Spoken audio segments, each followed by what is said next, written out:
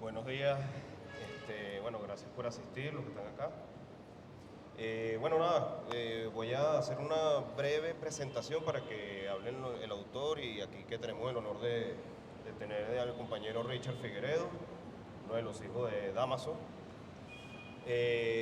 Bueno, nada, este libro titulado Contrapunteo con Dámaso Figueredo es, bueno, tuve el placer yo de coeditarlo con el pana Alejandro Moreno en el editorial Perro y la Rana. Es un libro de ensayo, de análisis, de revisión histórica, es un libro de reflexión profunda sobre la cultura venezolana popular, ¿no?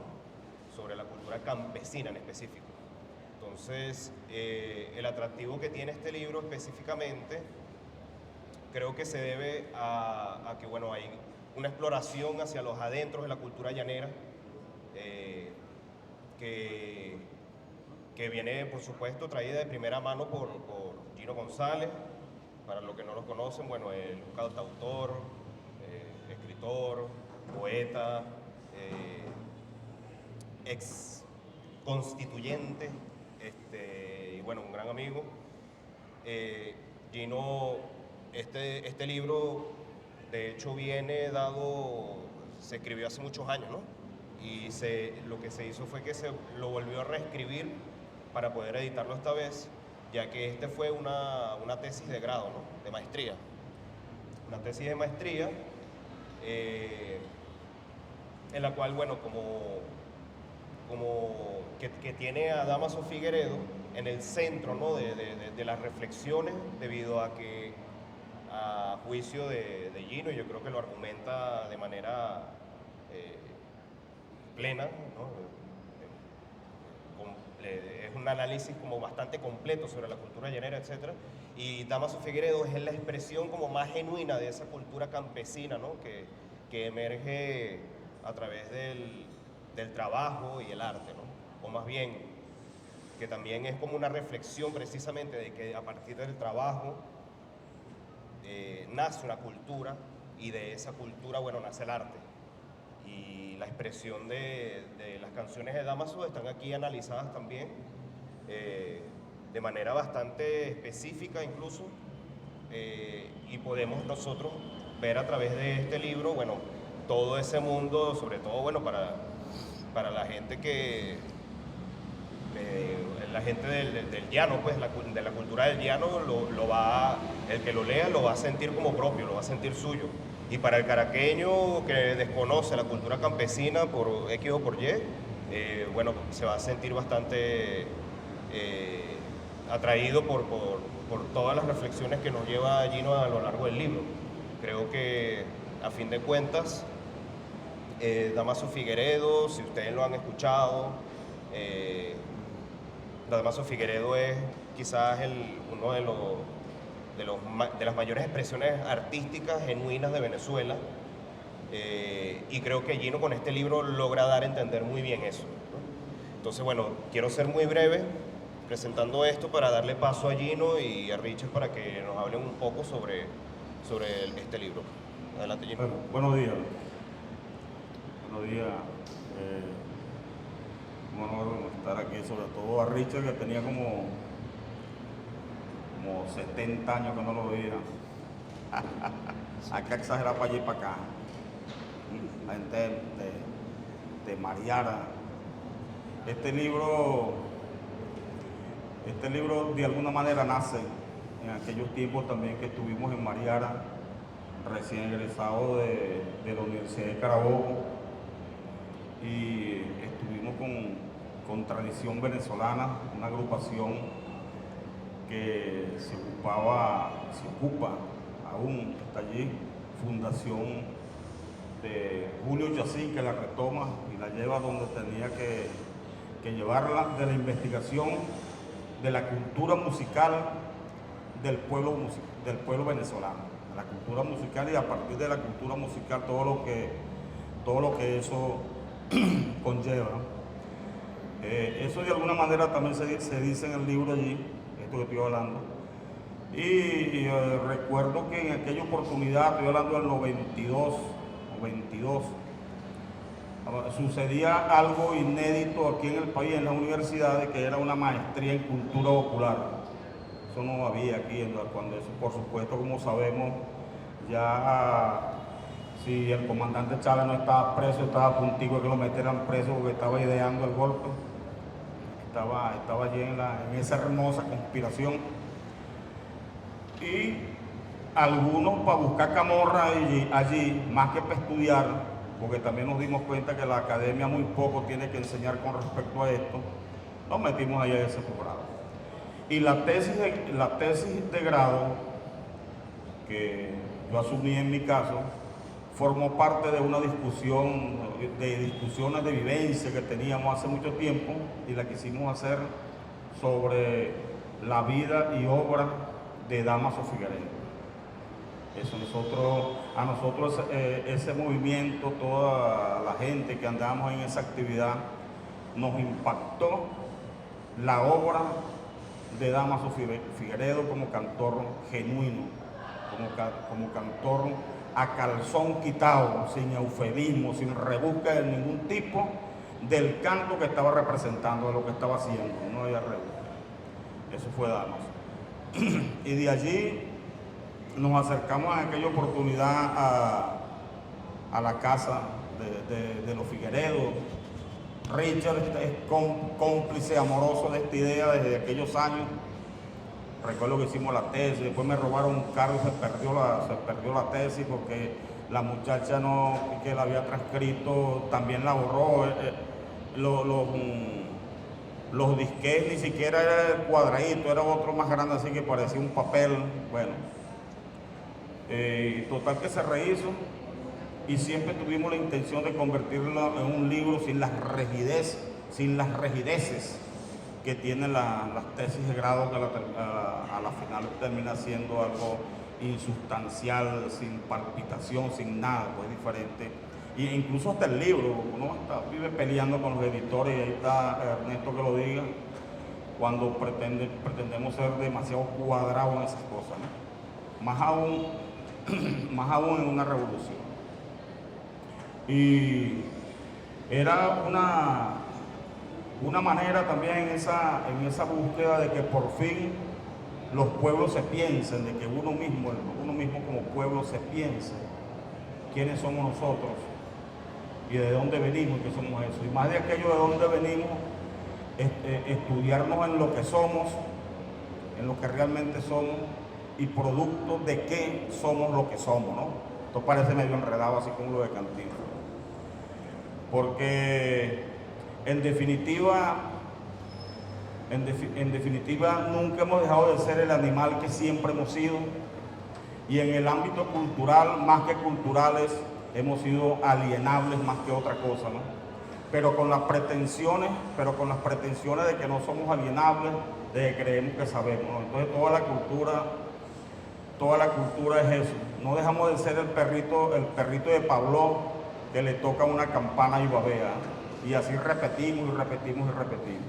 Y todo eso con respecto al arte y a la cultura también se ha repetido.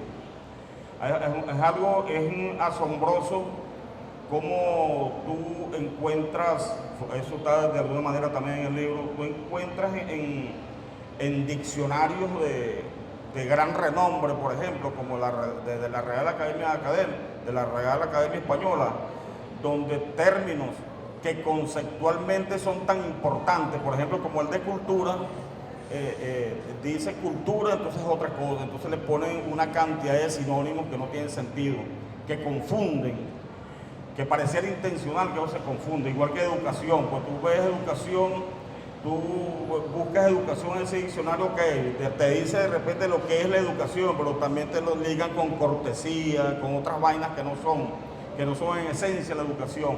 Entonces de allí terminas creyendo, y hay mucha gente que termina creyendo, por ejemplo, que el campesino no tiene cultura o que es educado, cuando todo el mundo, todo el que nace tiene educación, y educado es un malandro, es un campesino, es un doctor, eso es educación, ¿entiendes? Entonces los diccionarios lo que hacen es es tergiversar eso, ¿no?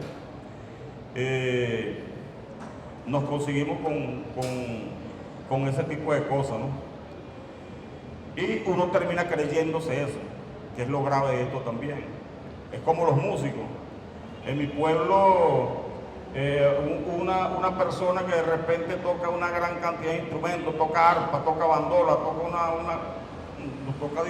toca de oído además, tiene la percepción que es lo principal en un músico, que arranca a cantar otro y inmediatamente le cae en el tono, cante por aquí. Bueno, es una habilidad que se tiene que adquirir. Todo músico que no tenga esa habilidad no es músico, ¿ves?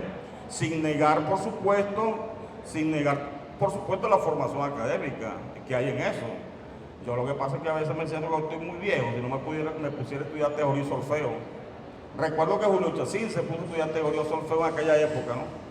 Con todo el enfrentamiento que tenía con la música académica, de no, yo voy a estudiar teoría y solfeo, y él lo estaba haciendo y escribía música. Allá en el pueblo mío, recuerdo que en aquella época había un señor que le gustaba pegar gritos para cantar así, tipo ópera, y se vino para acá, para Caracas, y se metió en una escuela esa de música, de teoría y solfeo, no chico, y ese hombre cuando regresó allá que el pueblo decía que los demás no sabían, ¿ves? Porque y hablaba era de corchea y semicorchea y broma de eso, y los demás que lo escuchaban cuando no, música es esto, eso no es música, y lo escuchaban y hasta le tenían respeto y hasta le creían. Había algunos, hay que de pendejo está yendo el mundo, ¿ves? Entonces, entonces resulta que tú te adentras en estas expresiones culturales, en estas expresiones musicales, y consigues toda una expresión artística con todos los fundamentos, con todos los elementos donde tú puedes caracterizar a una expresión cultural, ¿no? Cuando la mira, no quiero utilizar la palabra científica, cuando la mira científicamente, digamos que objetivamente, y analiza las cuestiones como son, sin prejuicio, te das cuenta que es así. Pero como nos hicieron tanto avergonzarnos de nosotros mismos, y a veces hasta los propios que estudiamos, vamos a la universidad y estudiamos allá con esa vergüenza dentro, comenzamos a descalificar.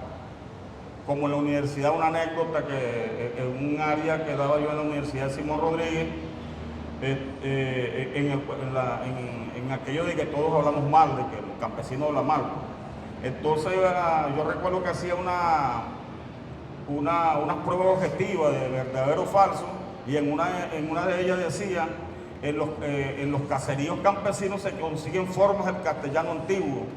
Bueno, y casi todo el mundo colocaba verdadero, porque eso era previo a una explicación y una lectura, pues no era de balde que uno lo hacía. Ok, está bien. Pero entonces tú hacías una misma pregunta allí, los campesinos hablan mal, y el 85% de los estudiantes decían cierto, decían que era verdad. Entonces, contradiciéndose por aquí. Y eso lo llevamos aquí, ¿eh? Eso lo llevamos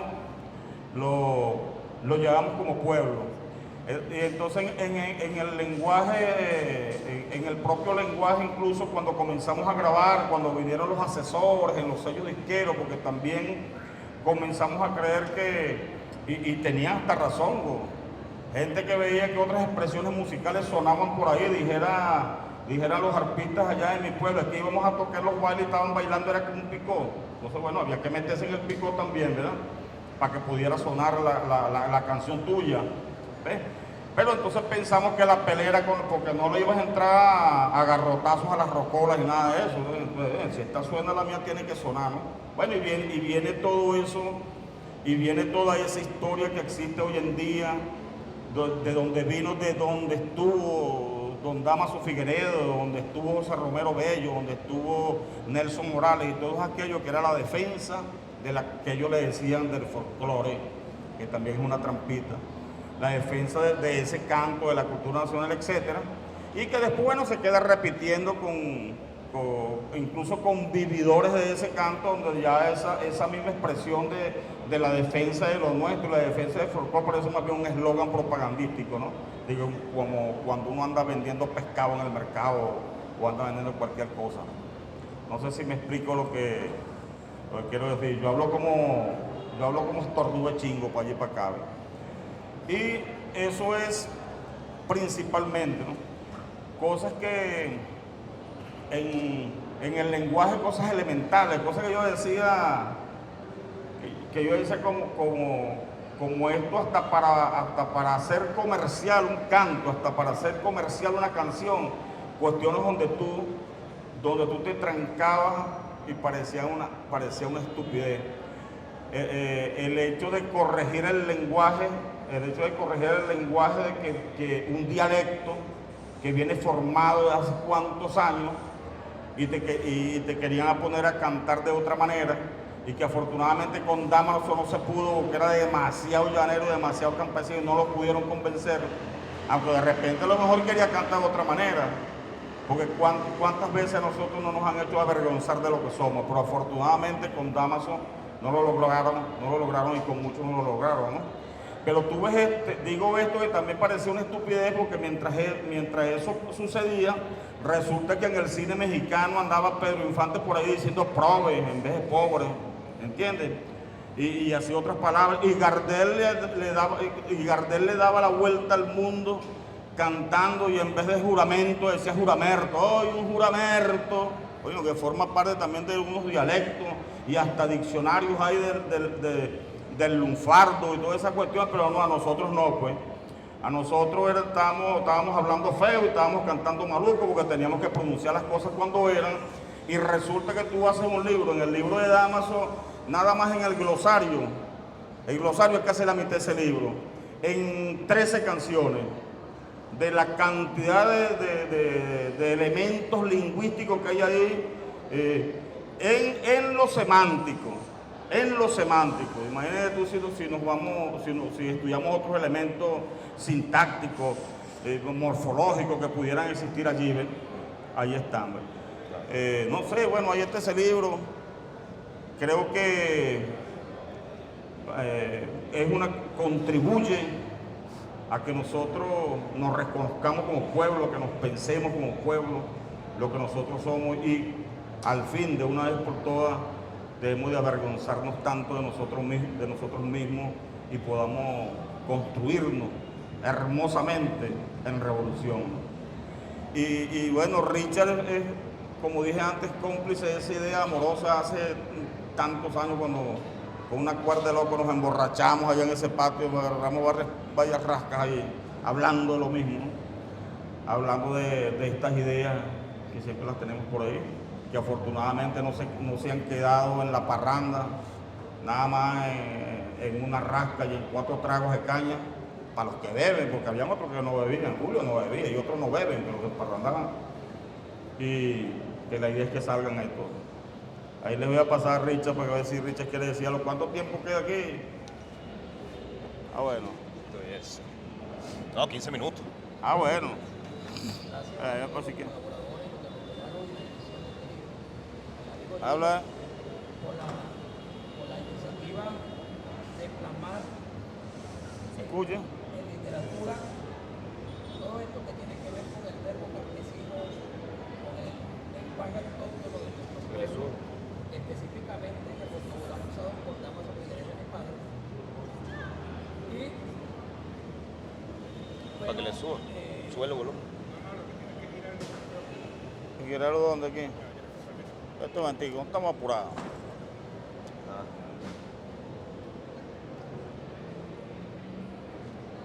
sí. Sí, ahora sí. Bueno, bien. Bueno, gracias a todos los que están colaborando con plasmar el verbo original de Dámaso Figueres, que es identificativo de los pueblos de nuestra amada Venezuela. Hablar de Dámaso Figueres es hablar del árbol criollo, del folclore llanero. Y él vino y luchó contra todas las necesidades del mundo en relación a la literatura moderna. Si tomando en cuenta que nadie lo iba a hacer cambiar, inclusive hay muchos anécdotas de Dámaso Figueres que puedo contar. En una de sus grabaciones, Gino González, él no podía decir las amígdalas.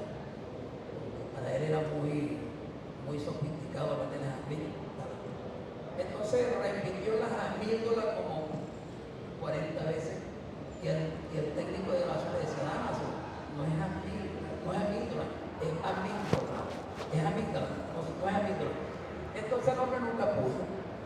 En una de esas, el dueño de la empresa musical donde grababa mi papá se le acercó al técnico de sonido y le dijo: déjalo tranquilo, que ese es un indio, tú no lo vas a obligar. Es más, así es que vende los discos. Quiere decir que nosotros tenemos un emporio de lenguaje que es lucrativo y nos podemos dar la talla con cualquier verbo a nivel mundial. Entonces, bueno, gracias nuevamente a ustedes por impartir este estudio. A mi casa me llama mucho: mira, ¿cómo hacemos para descifrar este verbo de Damaso Figueredo? ¿Qué quiso decir? Por ejemplo, mira cómo vengo con las orejas hinchas y traigo un ojo rompido. Cosas que casi nadie se atreve a decir. Pero yo quiero que tú me expliques eso. De la oreja de un cardero hicieron la palanqueta. ¿Qué significa eso? Gino se atrevió y lo hizo, explicar lo que es el verbo Dios de los pueblos, que somos ricos en literatura. Hablar del prolético del diablo es hablar de literatura. Hablar de la leyenda de la galera del pavo de Damaso Figueredo es hablar del folclore neto de nuestro pueblo venezolano. Gracias, Gino, por esta invitación. Yo sé que el tiempo es corto. Nosotros somos casi 44 hermanos de una catira. Así lo dice la canción. Creí que era descendencia de abuelo, tatarabuelo, bisabuelo en mi familia. 44 muchachos que entraron en esta vida. Ellos son negros toditos porque nació una catira. Damaso Figueredo. Después se la cantamos completa. Gino. Así es. Bueno, Bueno, creo que nos queda algo de tiempo para... tengo que darle la vuelta a esto.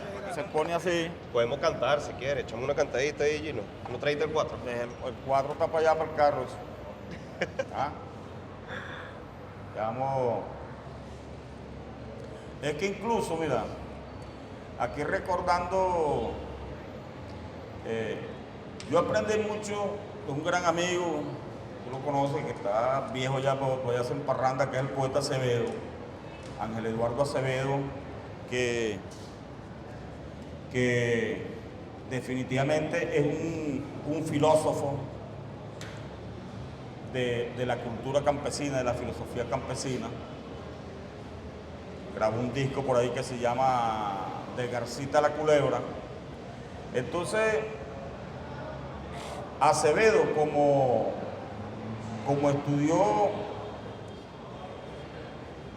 letras y en lengua y literatura hay algunas áreas donde tú obligado tienes que estudiar la que tiene que ver con el lenguaje. Tú comienzas a darte cuenta de que eso que nosotros estamos hablando ahorita tiene hasta un fundamento hasta académico, si se quiere, ¿no? Cuando tú dices amírdola,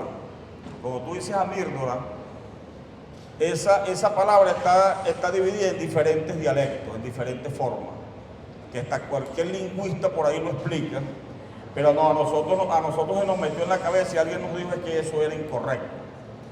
Dentro de los dialectos están los dialectos, lo que se divide en los diferentes idiomas. Nadie habla igual.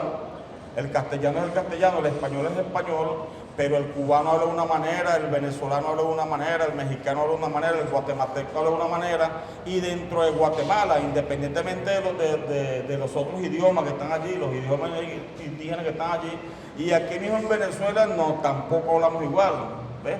Distinto habla el zuliano, distinto habla el margariteño, etc. Y dentro de una propia región, dentro de los mismos zulianos y dentro de un mismo pueblo, tampoco se consiguen diferencias hasta familiares. A veces una familia no habla igual que otra familia en un mismo pueblo. Hay diferencias. Y es lo que, afincándome incluso hasta en lo académico, es lo que llaman los idiolectos. Es decir, cuando tú estudias eso, tienes todo un fundamento allí, ¿no? Pero a nosotros nos dijeron era que teníamos que avergonzarnos de eso. Y sabemos que también que un malandro no habla ni mal ni bien, un malandro habla, un campesino no habla ni mal ni bien, un campesino simplemente habla, un doctor simplemente habla, todo el mundo lo que hace es hablar. Los prejuicios y las condenas, eso es otra cosa. la perspectiva de que cómo tienes que hacerlo o no tienes que hacerlo, es otra cosa, ¿no? Porque eso tiene raíces coloniales, pues, ¿no? Claro, claro. Esa discriminación. E incluso en las... y el carácter de clase que tiene eso también, con las palabras. Hay palabras, por ejemplo, que cuando evolucionan, fíjate tú en lo que terminó siendo noble. Una persona le dice, esa persona sí es noble, entonces si es noble porque es honesta, es buena gente y toda esa cuestión. Y noble es una palabra, bueno, que viene de la nobleza, viene de la nobleza del señor feudal. Miren lo que terminó con el tiempo significando, tú eres noble. Y vulgar viene, bueno, del vulgo, del pueblo, de la gente. Y fíjate lo que terminó con los años significando vulgar. Seas vulgar, ¿eh? Vulgar es porque eres grosero. Es decir, que todo aquello que está relacionado con los pueblos, mira como lo que se viene convirtiendo con el tiempo. Bueno, y como esto, los ejemplos sobran, ¿no? Ahí está en ese libro, porque hay esos dos ejemplos. Hay que ver dónde lo están vendiendo, a ver si yo compro uno también. ¿Ya está llevado? Ajá. Ah, ya está en la librería del sur. No, tú no traiste una gallina para cambiarlo por una gallina. Bueno, esto es, yo pienso que esto es todo. Lástima que dejamos al 4 allá, para darle chance a los que vienen. Coño, sí. Creo que da chance y todo para una cantadita, pero puede ser a capela, ¿viste? Ah, bueno. Mira, Richard, tú te sabes esa de ¿cómo es que es la que dice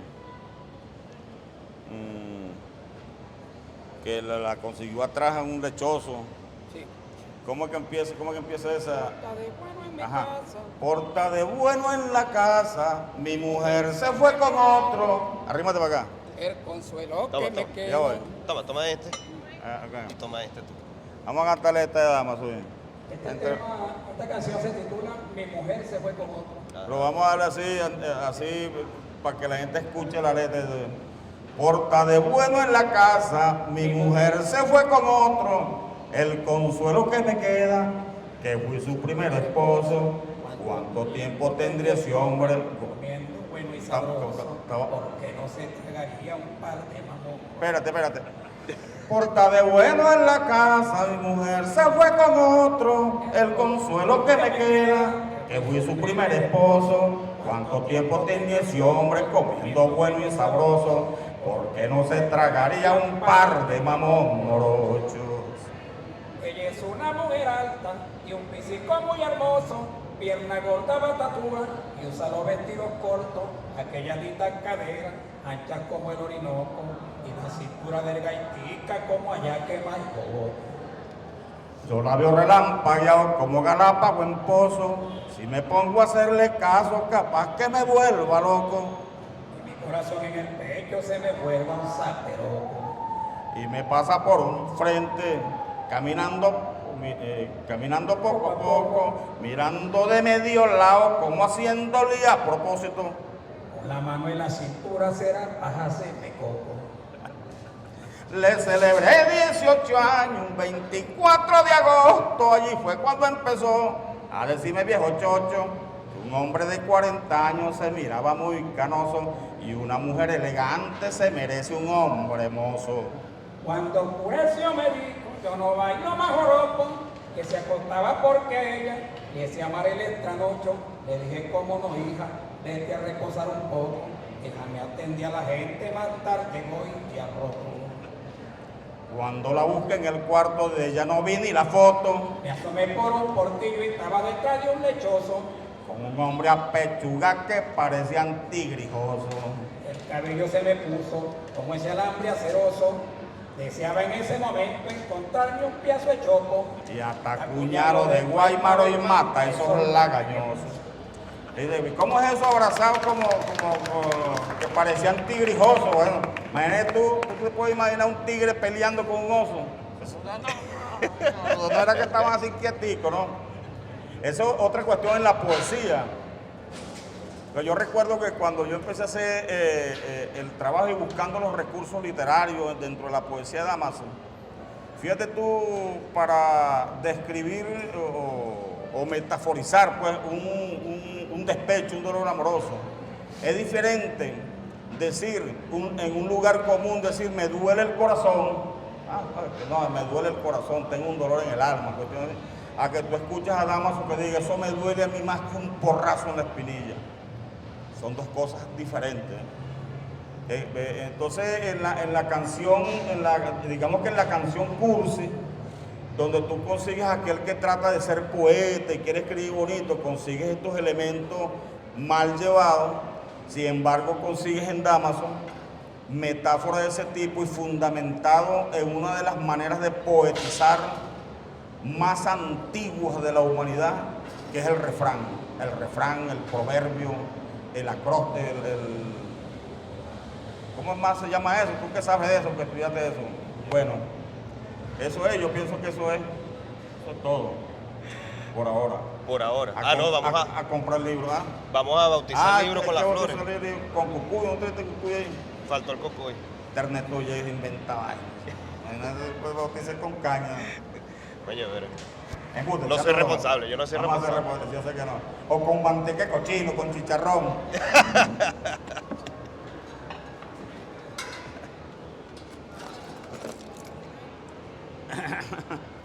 A ver, Neto. Ajá.